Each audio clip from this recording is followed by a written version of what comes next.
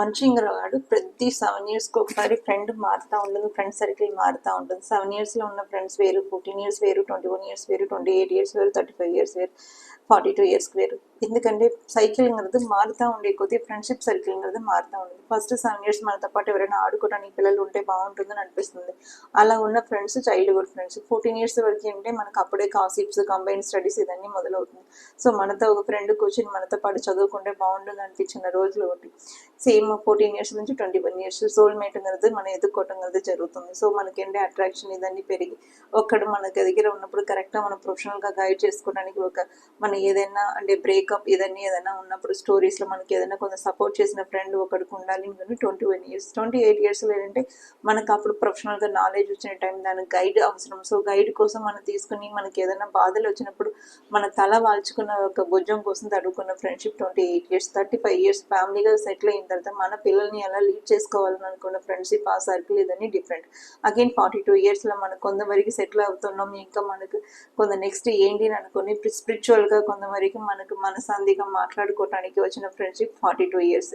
49 ఇయర్స్కి ఇంకా అట్లా ఫ్రెండ్షిప్ ఏంటంటే ఒక్కొక్క ఏజ్ని బట్టి మారుతూ ఉంటుంది. నిన్న ఉన్నట్టు ఇవాళ ఉండలేము, ఇవాళ ఉన్నట్టు రేపు ఉండదు. సో మనం ఏంటంటే నిన్న నువ్వు అలా ఉండలేవు కదా అంటే అలా ఉండలేరు. ఎందుకంటే నిన్న సిచ్యువేషన్ వేరు, ఇవాళ సిచ్యువేషన్ వేరు, రేపు రాబోయే సిచ్యువేషన్ లేదు.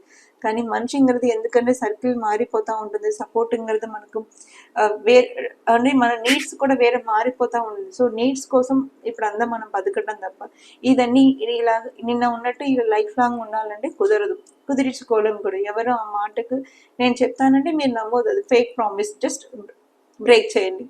మనకేనండి రోజు రోజుకు మనల్ని ఇష్టపడే వాళ్ళతో కేర్ ఉండదు తప్ప కన్సర్న్ ఉండాలి. ఎక్కడ ఉన్నా మన వాళ్ళే కదా, మన ఎక్కడ ఉన్నా ఎలా ఉన్నా చూడగలుగుతారు. చూసినా పర్వాలేదు, చూడపోయినా పర్వాలేదు.